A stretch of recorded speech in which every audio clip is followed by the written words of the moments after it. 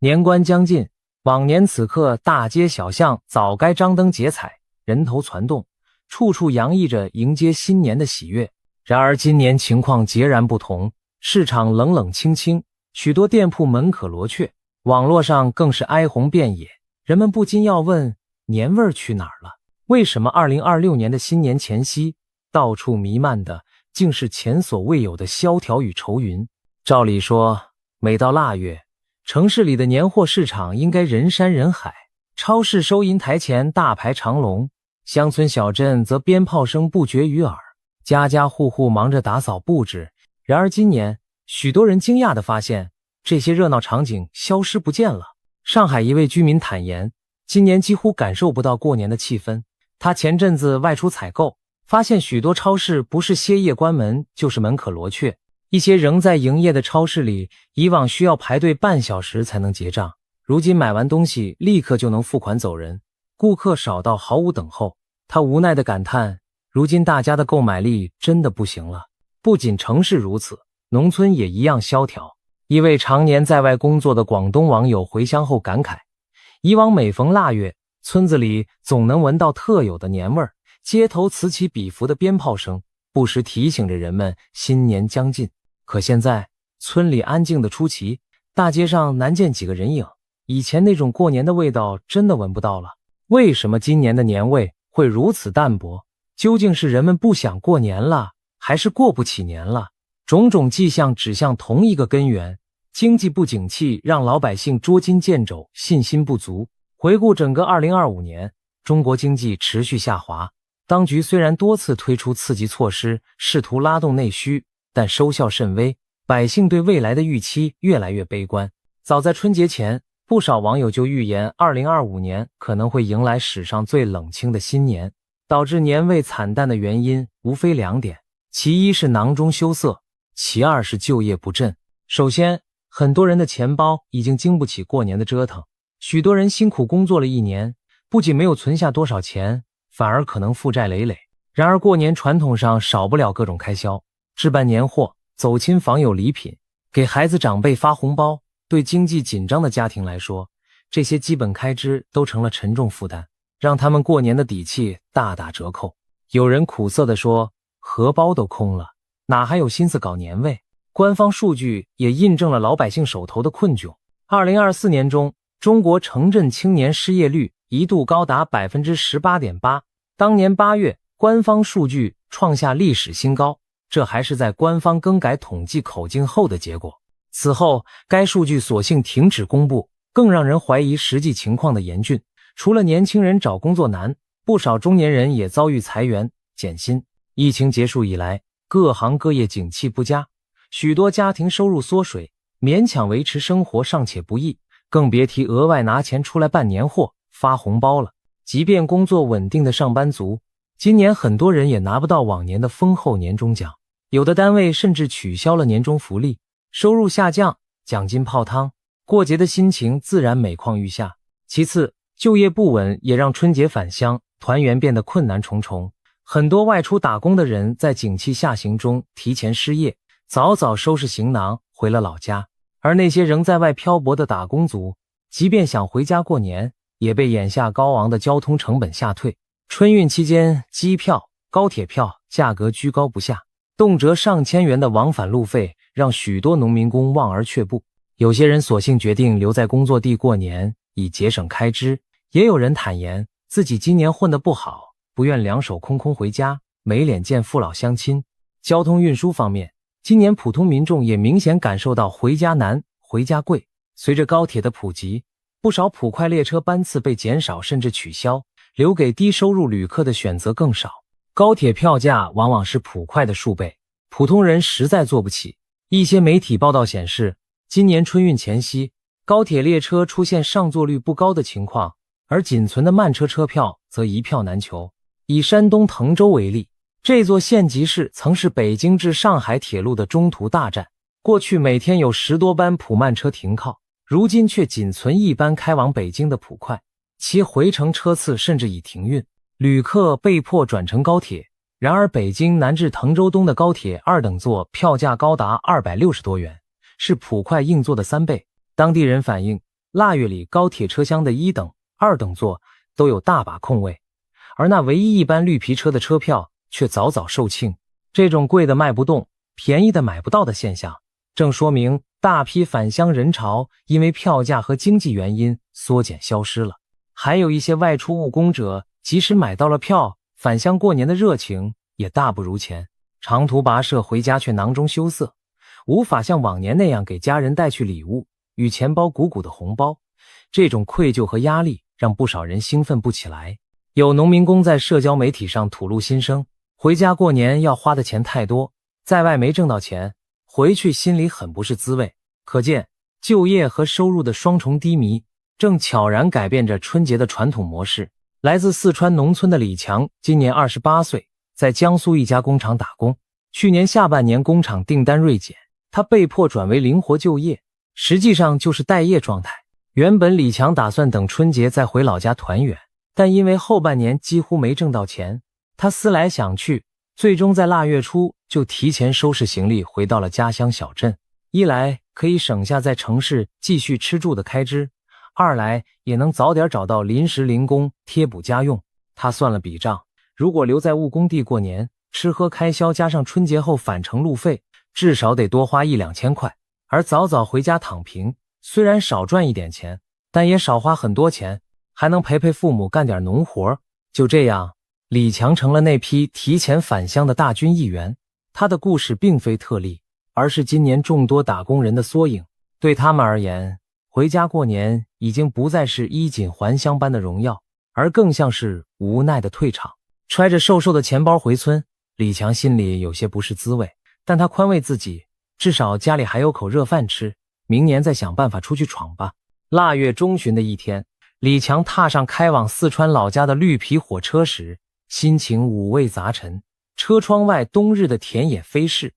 他却没有往年返乡时的那份喜悦。往常过年，他总爱买些城里的新奇礼物带给家人，但今年两手空空，只有给父母各买了一件实用的保暖内衣，也不知道爸妈会不会失望。他心里暗暗嘀咕。回到村里，父母见儿子早早归来，既高兴又心疼。母亲拉着他消瘦的手唠叨：“怎么这么早回？是不是工作不顺心？”李强勉强挤出笑容：“没事，今年活少，放假早，就想回来帮帮家里忙。”父亲拍拍他的肩：“回来就好，钱够不够花？不够爸这里有。”李强听到这话，鼻头一酸，只能点点头没说话。当晚，一家人围着热乎乎的火锅简单吃了年夜饭，气氛平淡却透着浓浓亲情。夜深时，李强望着年迈的父母，暗下决心，明年一定要重新找份好工作，不再让家人为自己操心。一名高铁列车长也透露了他在春运中的新发现。往年腊月20前后，春运列车班班爆满，车厢里人声鼎沸，过道和洗手间都挤满返乡的乘客。今年他直乘的一趟南下高铁，2等座居然坐了不到一半乘客，许多座位空荡荡。他起初以为是哪个站务点导致客流不均，结果直到终点也没坐满人。这种情况他从业10年来从未见过。另外一位普快列车的乘务员也感叹，今年车上卖泡面和零食的营业额直线下降。以前一趟车跑下来，光泡面就能卖几百碗，现在不到一半。这些变化都说明旅客变少，行程变短，春运热度确实在下降。今年许多人是能不跑就不跑了，宁愿留在当地过年。从经济学角度来看，居民消费意愿取决于可支配收入和对未来的信心。如今许多家庭的收入增长陷入停滞，甚至开始倒退，同时对前景又缺乏信心，因此选择紧缩开支，增加储蓄。这直接导致需求疲软，使春节这样的重要节日消费季也难以掀起浪花。有人将当前经济状态形容为通缩式萧条，即物价不上涨甚至下降，但大家仍不愿花钱，市场呈现持续萎缩。春节期间的冷清正是这种通缩心理在年节时的集中表现。中国居民长期以来存钱意识强，部分原因在于缺乏完善的社会保障，医疗、教育、养老等潜在开支庞大，让许多人不敢轻易花光积蓄。当经济形势转差，收入不稳时，这种谨慎心理更加明显。很多家庭宁可缩衣节食攒下钱，也不敢随便消费，担心一场大病或一次失业就让自己陷入困境。这种防御性的储蓄倾向，使得各种刺激消费的政策难以奏效。在春节这样传统上需要花钱庆祝的节点，人们更加计较实用，不肯为了所谓仪式感轻易买单。值得一提的是，居民债务负担沉重，也压缩了消费空间。近年来，中国住户部门杠杆率不断攀升，很多家庭背负着房贷、车贷等长期债务，一年下来，收入的大头往往优先用于还贷，所剩无几。在这种负重前行的状态下，人们对节日消费更加谨慎。与其买新衣、升级家电，不如多还一笔贷款减轻压力，这成了不少工薪族的选择。在经济下行和荷包收紧的双重夹击下，今年本应红火的年货市场变得空前萧条，许多做小本生意的摊贩、店主哀叹，这是他们几十年从业生涯里最冷清的一个新年档期。甚至有人苦中作乐地调侃，今年的生意仿佛实现了全国大一统，无论南方北方，街上都静悄悄地掉根针，都听得见。店里的老板比逛街的顾客还多。各地传来的报道印证了这番说法。广州一处大型购物中心白云万达广场，腊月里整条商业街都显得空荡荡，平日川流不息的人潮如今寥寥无几。大部分店铺门口贴出了招租或旺铺转让的告示，原本热闹的门店一间接一间歇业。有知情者透露，曾经月租13000-4000千元都一铺难求的黄金门面，现在开价4000块却依然找不到租客，景气之差可见一斑。在广州经营服装店的张先生便切身感受到了这股寒意。往年这个时候，他的店里挤满采购年货的新老顾客，营业到深夜还忙不过来。但今年截然不同，每天走进他店门的顾客寥寥无几，有时一整个下午都见不到一张生面孔。张先生无奈地坐在柜台后刷着手机，眼看街上人影稀少。去年此时，店里早已补了好几批货，今年却连原本囤的库存都卖不出去一半。他回忆说，以前这时候每天营业额上万块，今年不到2000。张先生苦笑着摇头，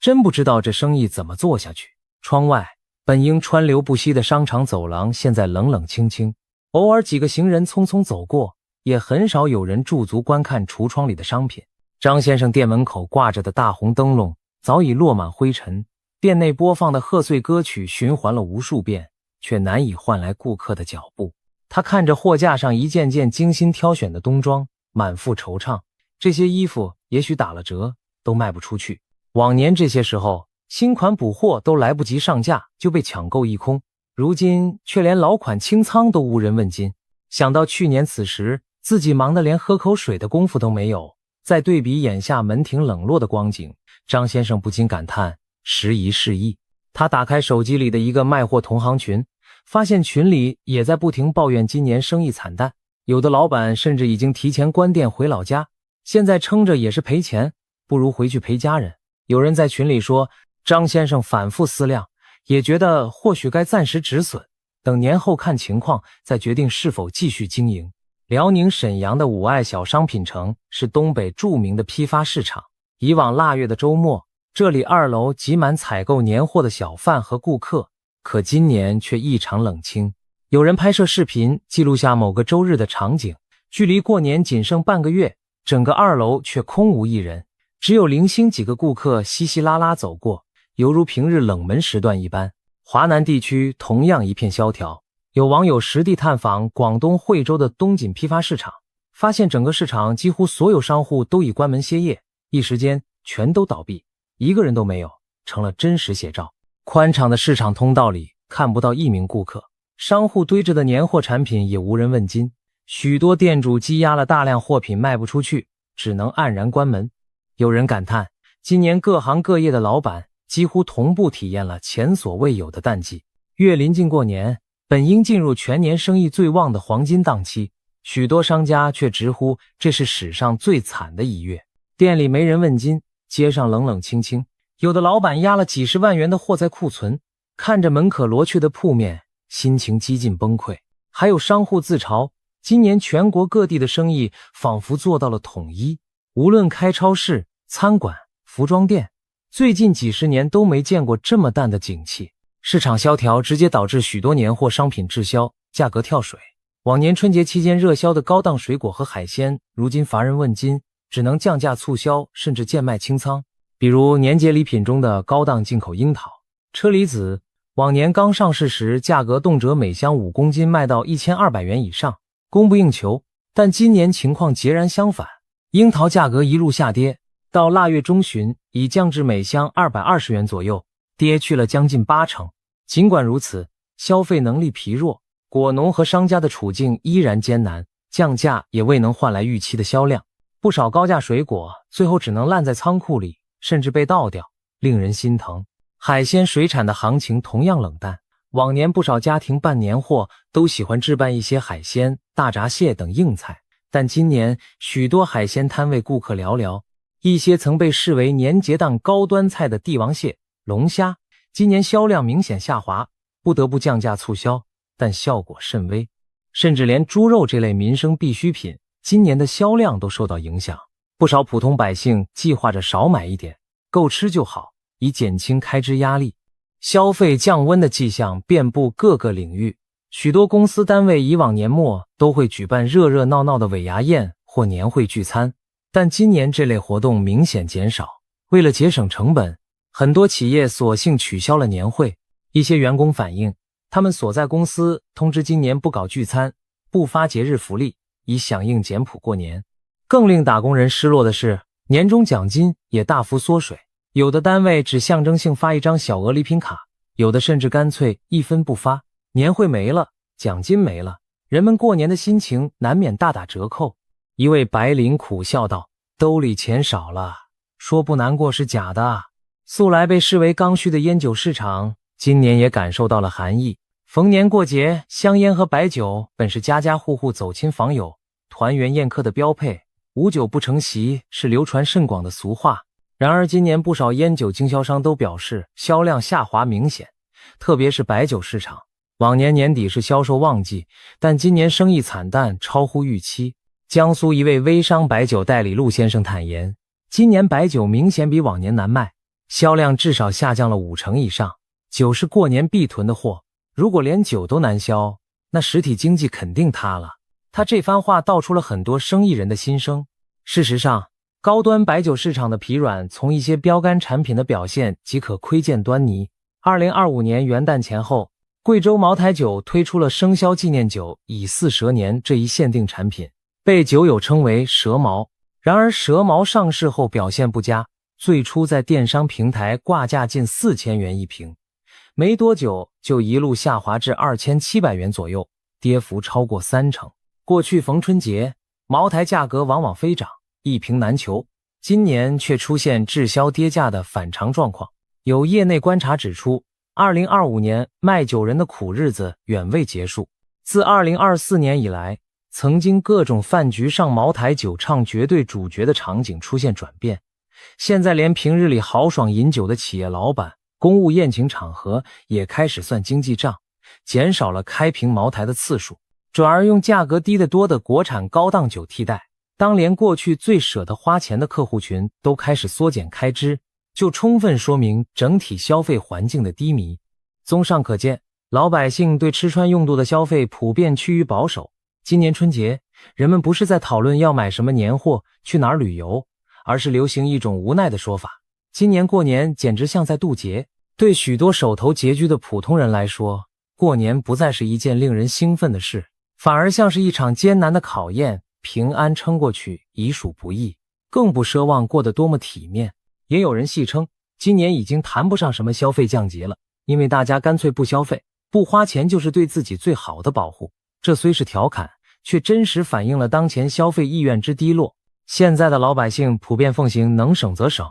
能不买就不买的过节原则，许多人列出的年货清单一再精简，只购买最必须的东西，连往年习惯囤的瓜子糖果都减量了。不少家庭选择留在家里吃一顿简单的团圆饭，取消外出聚餐和旅游计划。一些年轻人甚至在网络上发起极简过年的话题，互相分享如何用最低的开销过一年。听来不免有些心酸，但也是当下现实的折射。社交媒体上到处可见关于年关难过的吐槽与无奈。有网友感叹自己早就没什么盼头了，还有人半开玩笑地表示干脆不过年算了，反正过节也是平添压力。这些言论背后是大众对经济重压的集体叹息。传统上，春节应该是喜庆祥和的日子，如今却成了全民齐喊难的时刻，着实令人唏嘘。民间素有有钱人过年，无钱人过关的说法，意思是对富裕的人而言，过年是享受，但对穷人而言，过年却像闯关。今年这句老话格外贴切。还有顺口溜调侃：年关难过年年过，年年难过年关过。意思是虽然每年过年都觉得难，但总能一年一年挺过去。然而在这个被称为最惨的新年，许多人的感受是今年的年关恐怕比以往更加难熬。与此同时，官方对民间弥漫的低迷情绪也有所警觉，开始频频动作，为春节正本清源。据传相关部门下发通知，要求媒体在春节期间避免渲染负面话题，严禁宣扬不婚不育等不符合主流价值的论调，严打炫富攀比行为，试图塑造健康祥和的节日氛围。然而这些举措引发不少网民吐槽，肚子都吃不饱了，谁还有心思炫富？也有人质疑，鼓励婚育固然没错，可现实是很多年轻人连工作和住房都没有着落，又谈何成家立业？面对真实的经济困境，靠行政命令删帖禁言，并不能让百姓切身感受到年味。官方媒体则努力淡化年味淡了的说法，强调春节习俗只是换了新形式。比如新华社撰文称，年味的核心并没有改变，只是表现形式更加多元。报道罗列各地非遗民俗活动的复兴，展示年轻一代用新的方式过年，以证明年节依然热闹。然而这些正能量宣传与民间切身感受之间依然有落差。对那些在现实中为柴米油盐发愁的人来说，官样文章很难消除心中的苦涩。事实上，关于年味变淡的感慨并非今年才有，早在过去10余年，每逢春节都有人说现在的年味不如从前浓厚。然而以往大家觉得年味淡，更多是从生活方式变迁的角度来看，比如城市化和现代化导致传统年俗式微。现在的人不像过去那样守岁放鞭炮，挨家户户拜年，许多年轻人过年各自低头玩手机，网上购买年货，不再热衷贴春联、逛庙会等活动。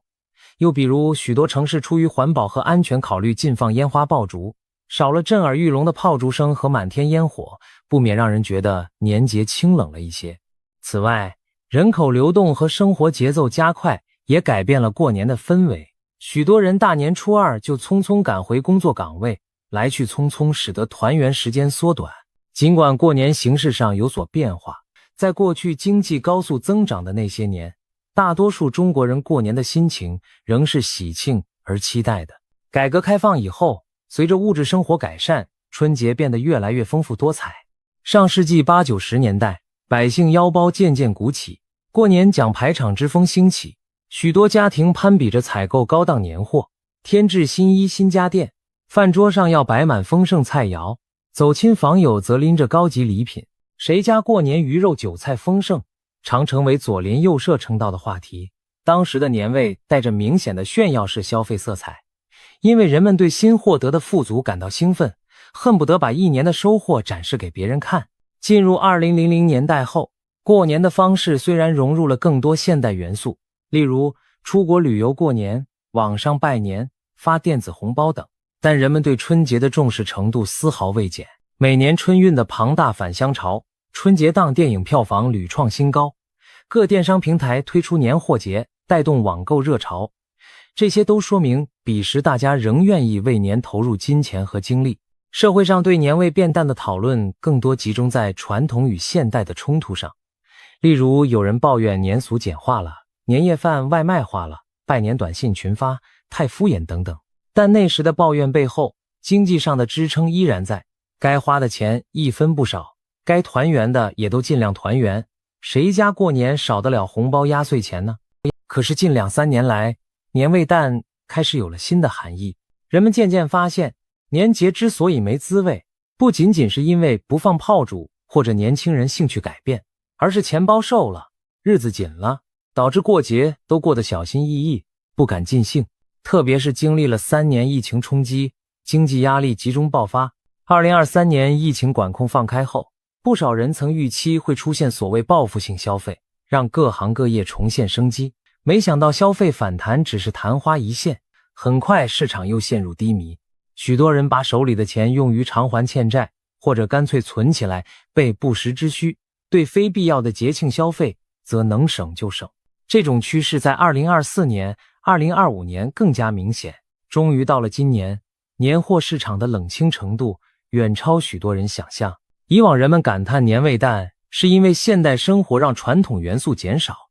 而今年大家说年味淡，更多是一声无奈的叹息，日子不容易啊。这种变化折射出经济大环境从繁荣走向低迷，给寻常百姓生活带来的真切影响。在此之前，最近一次春节大规模冷清要追溯到2020年新冠疫情爆发之时。当年春节，许多城市实施严格封控，民众被迫留在家中，取消走亲访友，街头冷冷清清，年俗活动停摆。但那种冷清属于短暂的非常状态，并不代表人们不想团聚。大家虽无法出门欢聚，心里仍然渴望着正常生活的回归。如今疫情因素消退，经济困局却让春节再次蒙上阴影。不同的是，这次的冷清并非行政命令所致，而是百姓主动缩减过节规模，这更发人深省。当环境逼得人们不得不勒紧裤腰带过日子，传统节日的热闹便难以维系。需要指出的是，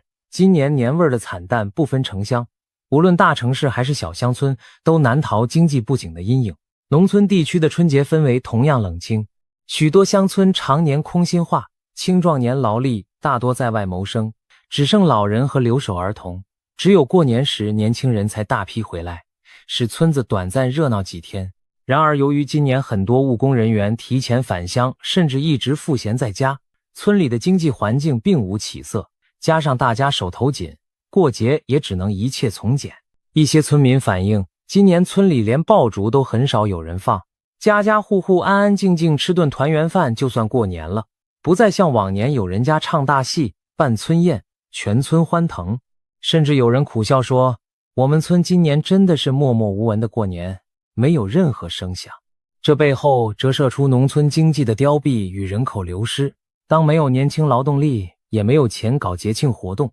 传统年俗只能渐渐消亡，取而代之的是一派萧瑟景象。经济压力还影响着年轻一代对过年的态度。如今网络上流行的躺平、摆烂等词语，反映了不少年轻人对现状的无奈与消极。在春节这件事上也是如此。过去，年轻人常带着一年的成果和积蓄，意气风发地回家过年，父母长辈也以子女的工作成绩为荣。而现在，许多年轻人自己都过得拮据，甚至可能失业在家，回到亲友面前难免觉得抬不起头。每逢过年，你收入多少？买房了吗？什么时候结婚生子？这类问题都让年轻人压力巨大。在经济形势不佳的大环境下，这些灵魂拷问更成了戳心的伤口。一些年轻人坦言，宁可在大城市独自过年，也不想回老家被亲戚盘问，因为无法给出让人羡慕的答案。不少网友戏称自己是年关社恐，一到过年就对家庭聚会敬而远之，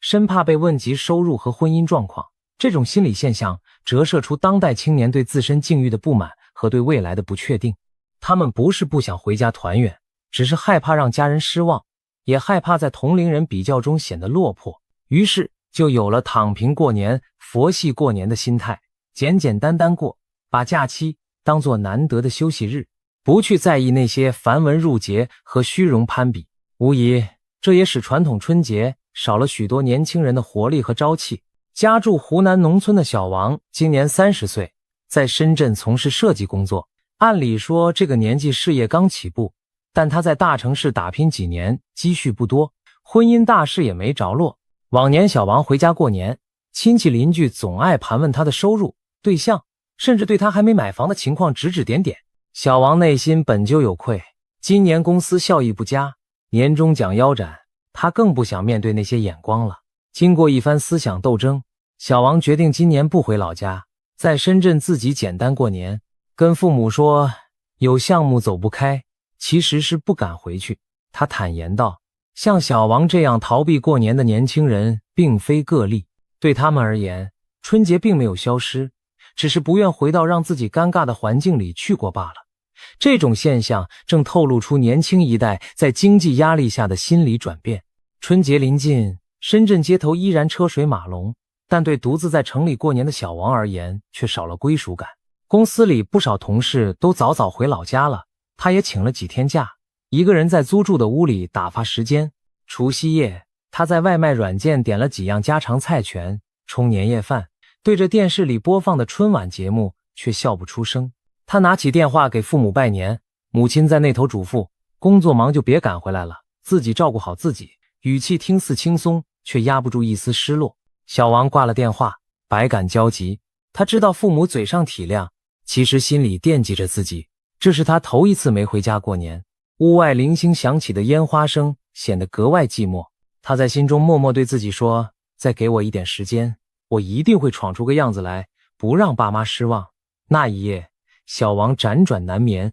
手机屏幕上亲友群里不断跳出远方亲人的祝福，他却迟迟没有点开，只是在心里默默祝愿家人新年平安。除了老百姓个人收入的困难，宏观经济的其他问题也在影响年味，房地产萧条就是其中之一。中国人历来有安居乐业的观念，房产是许多家庭最大的资产和寄托。然而近年来楼市低迷，大批房企暴雷，预售楼烂尾，导致许多中产家庭资产缩水，信心受挫。一些本来指望房价上涨获利的投资者陷入困境，还贷压力山大，对消费更是不敢奢望。还有不少年轻人发现高房价遥不可及，只能放弃买房计划，连带推迟结婚生子。房地产的寒冬让许多家庭心头蒙上一层阴影，过年聚在一起也免不了唉声叹气。有长辈感叹，以前过年聊股票房价个个眉飞色舞，现在聊这些只剩摇头叹气。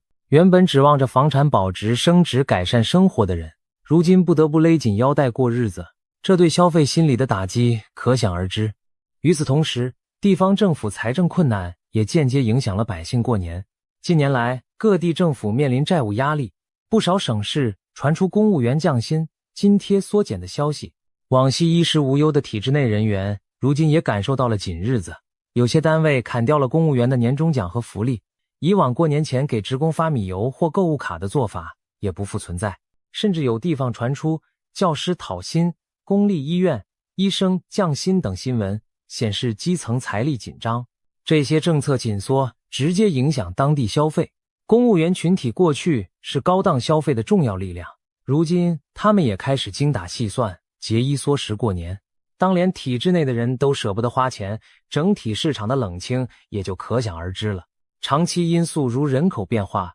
也在影响年节氛围。中国的出生率持续走低，年轻一代普遍不愿多生孩子，导致很多家庭的团圆规模越来越小。以往一个四世同堂的大家族，过年十几口人热热闹闹是常态，而如今独生子女一代长大成人，不少家庭往往只有一两个孩子，甚至有年轻夫妻选择不要孩子。于是出现一种现象，每年过年，老人们围坐一起，感叹孩子生少了，家里太安静。村庄里以往过年满街跑的是孩子，如今能看到的全是中老年人。这些年龄结构的改变使春节缺少了童真的欢笑和朝气，年味自然淡了许多。更深一层看，人口问题与经济困境其实相互影响。许多年轻人不愿生育，正是因为抚养成本太高，生活压力太大，他们自己尚且过得紧巴巴，又怎敢轻易添丁入口？这种顾虑让人口减少的趋势难以扭转，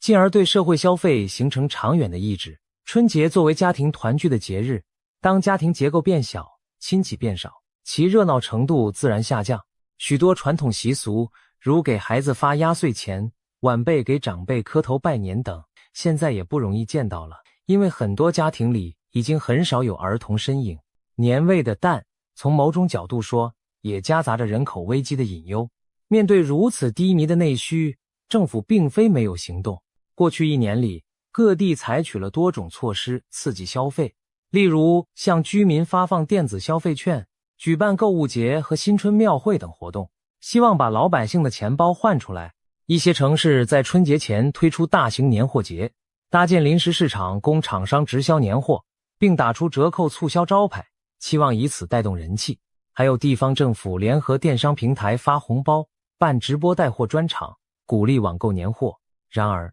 这些刺激举措的效果并不明显。某地年货节的一位摊主透露，尽管政府免了摊位费，可来逛的人实在太少，他贴钱运来的货最终又得拉回去。许多发到市民手机里的消费券最终并没有转化为实际消费，有人领了券舍不得用，或者拿去购买生活必需品而非额外消费。专家指出，消费信心一旦下降，单靠发钱或造势难以根本扭转趋势。民众对未来收入预期悲观，即使手里有点钱也倾向存起来，以备不时之需，不愿轻易花掉。这种心理不是几张消费券就能改变的。此外，一些地区借助传统文化活动寻找年味，带动经济。例如号称花炮之乡的湖南浏阳，在春节期间举办大型烟花秀吸引游客，用视觉奇观带动当地餐饮住宿消费。又如某些旅游城市趁春节推广本地民俗文化，邀请各地游客前来体验。这些措施的确在局部地区营造了热闹的节庆景象，也为当地商家带来了一点生意。但从全国范围看，难以扭转总体冷清的局面，少数地方的热闹反而衬托出更多地方的寂寥。一名深圳的快递员也感受到了年节消费的冷意。往年腊月中旬开始，就是他们最忙碌的时候，各种年货包裹堆满了分拣站，快递小哥们经常忙到深夜。然而今年直到腊月20，他所在的网点仍显得空闲，包裹量比去年少了很多。以前我们这儿过年前天天加班赶件，现在轻松多了。但轻松的背后意味着生意清淡。这位快递员苦笑着说，虽然不用那么累了，但他的收入也跟着少了不少。快递行业是居民网购活跃度的晴雨表，如今寄递量下降，说明大家购物变少了。在经济低迷的大环境下，即便送货到家的便利，也无法激起人们的购物欲望。湖北某3线城市饭店老板刘女士也发现，今年餐饮业的春节旺季没有如期而至。以往年夜饭宴席一位难求，他的酒店从腊月29忙到正月初2，厨房师傅轮班炒菜都忙不过来。今年却不同寻常，年夜饭包厢居然还有不少没订出。许多老客户打电话来，不是预订而是退订，他们说单位不聚餐了，在家吃算了。刘女士无奈地说，为了招来散客，她推出了平价小份菜的年夜饭套餐，但询问的人寥寥。除夕当天，他的酒店只坐满了60桌，一些包厢干脆关了灯空着。看着厨房备好的食材，刘女士摇头叹气，今年过年大家都省着过，我这饭馆真不知道撑不撑得到明年。相较之下，一些海外地区对农历新年的庆祝反而更热烈。今年北美和欧洲多地的华人社区举办了盛大的春节游行和庙会，吸引当地民众参与，热闹非凡。在东南亚国家，春节假期各种舞狮表演、花式灯会也让人目不暇给。一些出国旅游的中国游客感叹，在国外反而体会到了久违的节日狂欢氛围。这种对比令许多国内网友五味杂陈。原本我们自己最重视的传统节日，在家里却过得冷冷清清，反倒是在异国他乡张灯结彩。当然，海外的繁华终究只是别人的热闹，真正让中国年味变淡的原因，还是要到我们自身的社会经济中去寻找。不过，这种强烈的对比更凸显出当前国内环境的低迷萧索。以往春节假期都是消费市场一年中的高峰期，据统计，春节黄金周期间，全国零售和餐饮企业的营业额往往占全年相当可观的比例，各大商场、旅游景点更是人潮涌动。2023年春节假期，中国国内旅游收入达到3700亿元，电影票房突破60亿元，均为全年最高水平。然而在经历2024年消费不振之后，今年商家们对春节档的预期普遍悲观，许多零售企业主动缩减了年货存货规模，以免节后滞销。旅游业者也不敢指望出现往年那种爆棚场面。一些行业分析人士预计，2026年春节黄金周的社会消费品零售总额增速可能创下近10年新低。即便官方最终公布了一些亮眼数据，也难掩民间真实的冷清。种种反常的场景拼凑在一起，勾勒出今年春节前夕的特殊图景。曾经人头攒动的年货市场，如今门可罗雀；曾经一票难求的春运列车，如今空位甚多；曾经喜气洋洋的单位年会，如今悄然取消；曾经满桌山珍海味的年夜饭，如今变得家常简单。这些细节上的变化汇聚成一种共同的感受，年味淡了，冷清成了主旋律。面对这场史上最惨的春节，不禁让人思考，红红火火的年节究竟何时才能重现？其实，年味是一种文化传承，更是一项民生指标。当大多数人日子过得紧巴巴，节日氛围自然就淡了。反之，若人人手头宽裕，心中有盼头，年味想不浓都难。要让春节重新热闹起来，归根结底还是要让老百姓的日子好起来。在经济学者看来，恢复消费信心与活力需要综合施策，包括增加就业机会、完善社会保障、减轻年轻人教育和育儿负担、提振市场信心等多方面努力。这些宏观调控的效果不可能立竿见影，但唯有朝着这个方向持续用力，才能逐步扭转老百姓悲观的预期。俗话说，民以食为天，当百姓手头宽裕，有安全感，自然愿意走出家门消费，参与节庆活动。也有人认为，传统文化的回归与创新也能在一定程度上重燃年味。政府和民间可携手举办更多有意义的年俗活动，让年轻一代积极参与，创造既符合时代又不失传统韵味的庆祝方式。然而，如果缺乏物质基础，一切热闹都只是表面文章，物质和精神的双重充实才是年味长存的根本。2026年的春节即将到来，虽然许多人对此怀抱复杂的心情，但新年的钟声仍会如期敲响。或许今年我们看到的依然是冷冷清清的街道、紧锁的大门，但也期待这只是黎明前短暂的黑暗。经历寒冬的人们更懂得春天的珍贵。愿这场经济寒冬能早日过去，愿每一个普通中国人都能重新在春节找到笑容和希望。马年象征着奔腾与力量，愿我们的生活也能如骏马般重新奔腾起来。